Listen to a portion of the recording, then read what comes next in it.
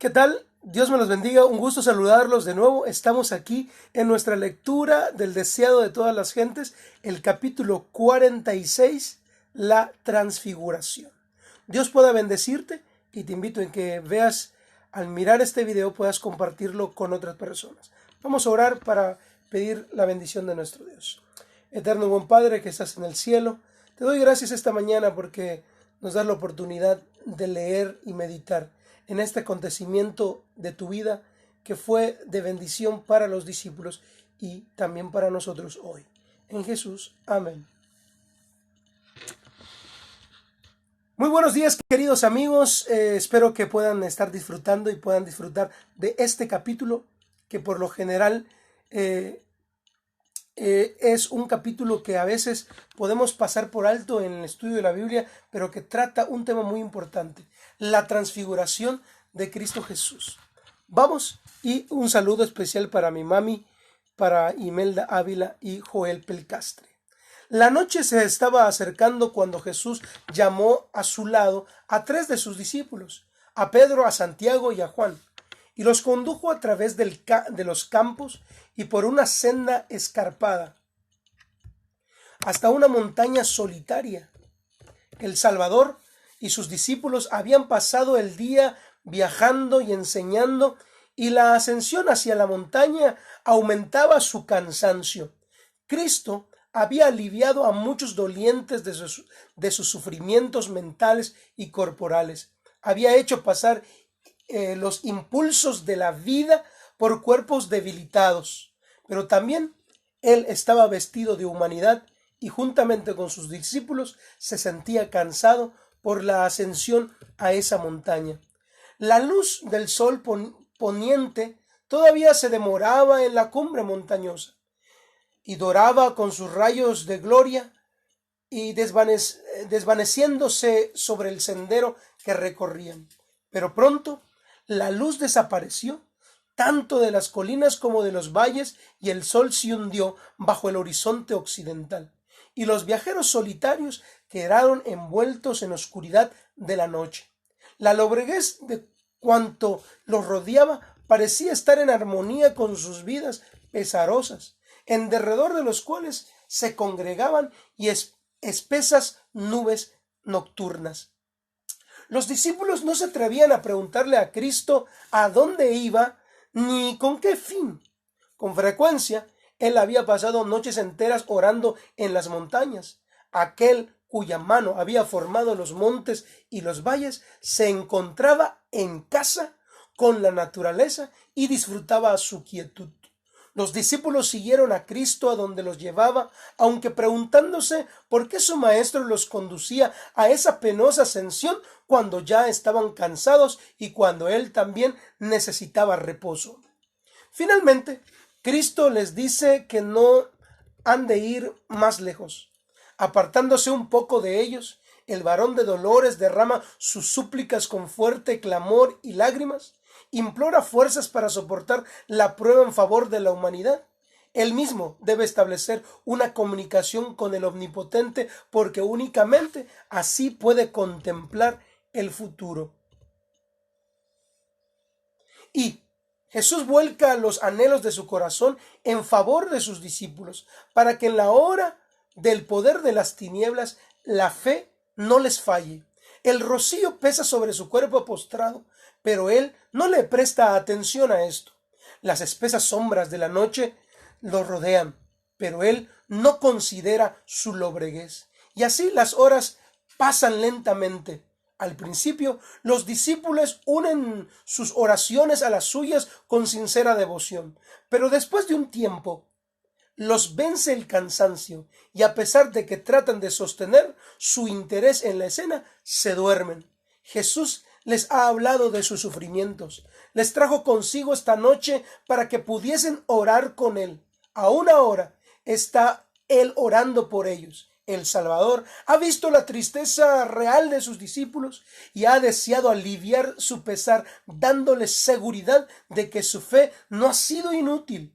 No todos, aún entre los 12, pueden recibir la revelación que él deseaba impartirles. Solo 3, que han de presenciar su angustia en el Getsemaní han sido elegidos para estar con él en el monte. Ahora, la parte principal de su oración es que se les sea dada una manifestación de la gloria que tuvo con el Padre antes que el mundo fuese. Que su reino puede ser revelado a los ojos y que sus discípulos puedan ser fortalecidos por contemplarlo. Jesús ruega que ellos puedan presenciar una manifestación de su divinidad que los consuele en la hora de su agonía suprema, con el conocimiento de que Él ciertamente es el Hijo de Dios y que de su muerte ignominiosa es parte del plan de la redención para ellos.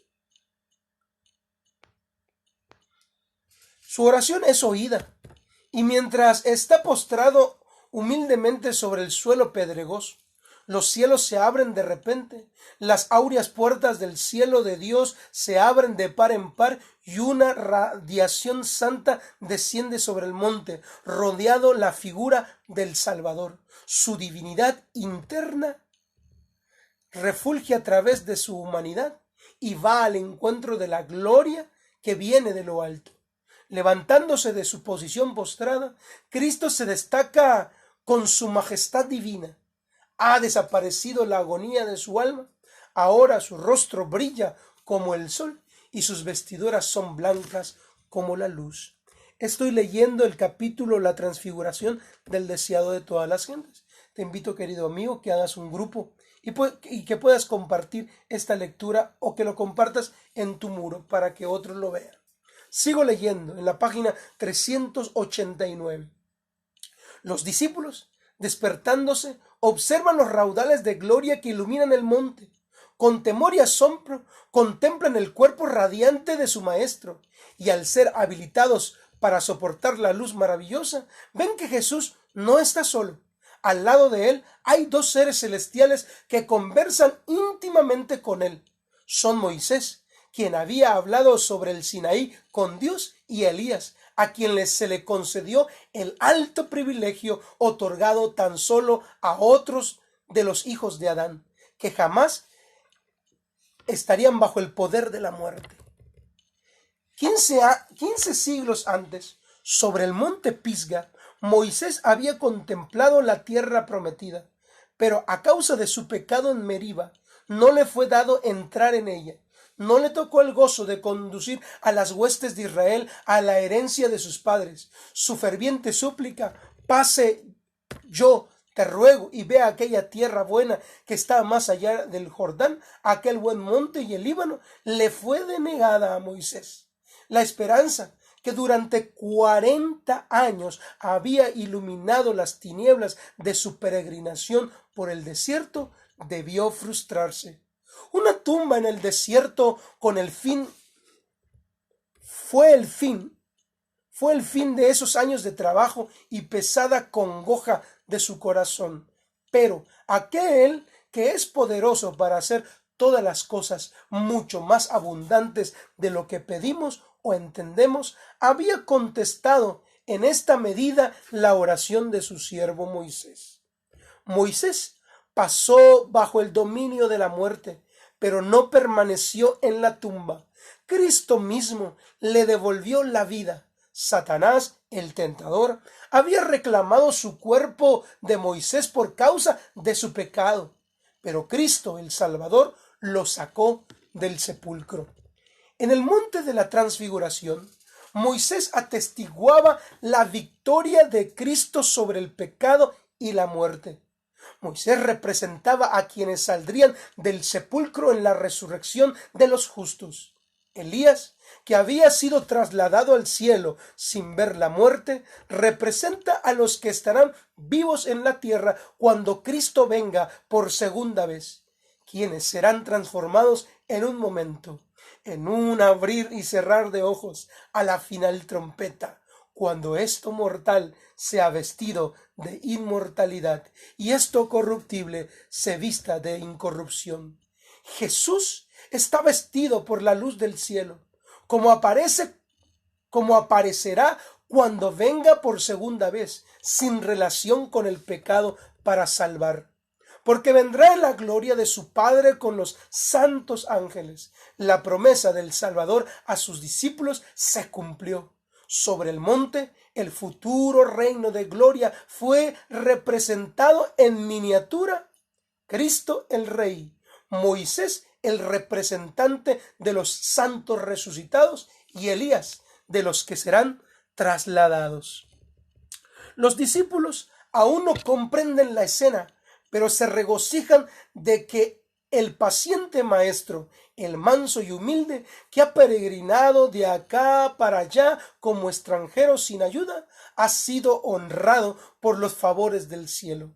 Creen que Elías ha venido para anunciar el reino de Mesías y que el reino de Cristo está por establecerse en la tierra. Los discípulos, estos 3 discípulos, quieren desterrar para siempre el recuerdo de su temor y desaliento. Desean permanecer aquí, donde la gloria de Dios se revela. Pedro exclamó: Maestro, Maestro, bueno es que para nosotros que estemos aquí. Hagamos 3 enramadas, una para ti, una para Moisés y otra para Elías. Los discípulos confían en que Moisés y Elías han sido enviados para proteger a su maestro y establecer su autoridad como rey. Este es el párrafo que compartí esta mañana. Pero antes de la corona debe venir la cruz. Y el tema de la deliberación con Jesús no es una inauguración como rey, sino su fallecimiento, que ha de acontecer en Jerusalén, llevando la debilidad de la humanidad y cargando con tristeza el pecado. Cristo caminó en medio de los hombres. Mientras las tinieblas de la prueba venidera lo apremiaban, estuvo en soledad de espíritu en un mundo que no lo conocía. Aún sus amados discípulos, absortos en sus propias dudas, tristezas y esperanzas ambiciosas, no habían comprendido el ministerio de su misión. Él había morado entre el amor y el compañerismo del cielo, pero en el mundo que había creado se hallaba en completa soledad.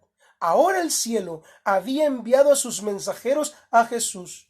No envió ángeles, sino hombres que habían soportado sufrimientos y tristezas y podían simpatizar con el Salvador en la prueba de su vida terrenal. Moisés y Elías habían sido colaboradores de Cristo, habían compartido su anhelo de salvar al mundo.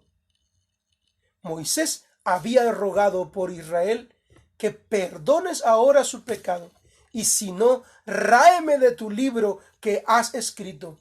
Elías había conocido la soledad del espíritu mientras durante 3 años y medio había llevado el peso del odio y la desgracia de la nación.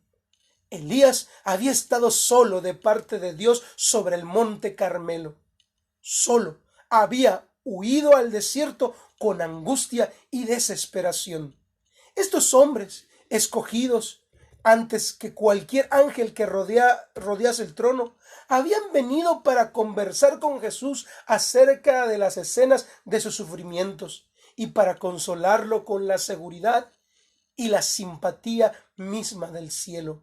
La esperanza del mundo, la salvación de todo ser humano, fue el tema de ese encuentro entre Moisés, Jesús y Elías. Vencidos los discípulos por el sueño, oyeron muy poco de lo que sucedió entre Cristo y los mensajeros celestiales. Por haber dejado de velar y orar, no recibieron lo que Dios deseaba darles, un conocimiento de los sufrimientos de Cristo y de la gloria que le seguiría. Los discípulos, por no velar y orar, perdieron la bendición que podrían haber obtenido compartiendo la abnegación de Jesús. Esos discípulos fueron lentos de corazón para creer y poco apreciadores de los tesoros que el cielo trataba de enriquecerlos. Sin embargo, recibieron gran luz. Se les aseguró que todo el cielo conocía el pecado de la nación judía al rechazar a Cristo. Se les dio una percepción más clara de la obra del Redentor.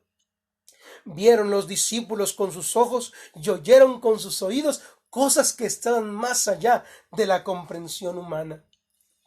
Fueron estos 3 discípulos testigos oculares de la grandeza y comprendieron que Jesús era el Mesías, de quien los patriarcas y los profetas habían dado testimonio y que era reconocido como tal Mesías por el universo celestial.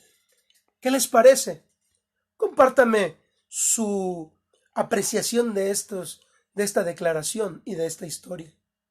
Capítulo 46. Sigo leyendo. Mientras aún estaban mirando las escenas sobre el monte, una nube de luz los cubrió, y he aquí una voz de la nube que decía: Este es mi Hijo amado, en quien tengo complacencia. A él oíd. Mientras contemplaban la nube de gloria, más resplandeciente que la que iba delante de las tribus de Israel en el desierto, mientras oían la voz de Dios que hablaba con pavorosa majestad, que hizo temblar la misma montaña donde los discípulos y Jesús se encontraban, los discípulos cayeron abrumados al suelo, permanecieron postrados con los rostros ocultos hasta que Jesús se acercó y tocándoles, disipó sus temores con su voz bien conocida: Levantaos y no temáis. Aventurándose a alzar los ojos, vieron que la gloria celestial se había desvanecido y que Moisés y Elías habían desaparecido. Estaban sobre el monte ya solos con Jesús. Maravillosa historia donde tú y yo, querido amigo, podemos mirar que a pesar de los sufrimientos, a pesar de las angustias de la vida, a pesar de todas las cosas que ocurren en la vida del ser humano, y que Cristo también padeció juntamente con nosotros, vendrá un día glorioso.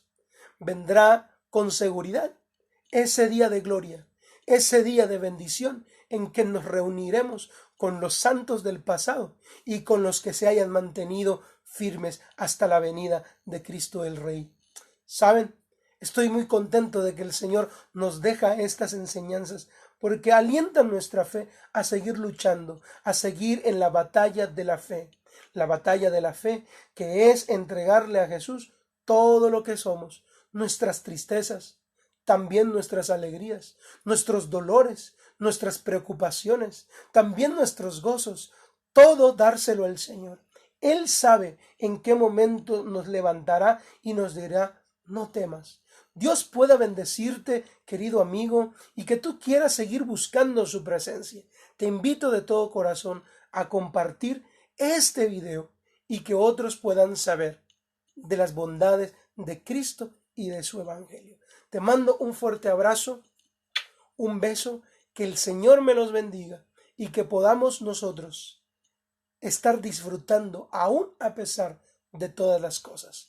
Cristo viene pronto. Maranata, no te rindas.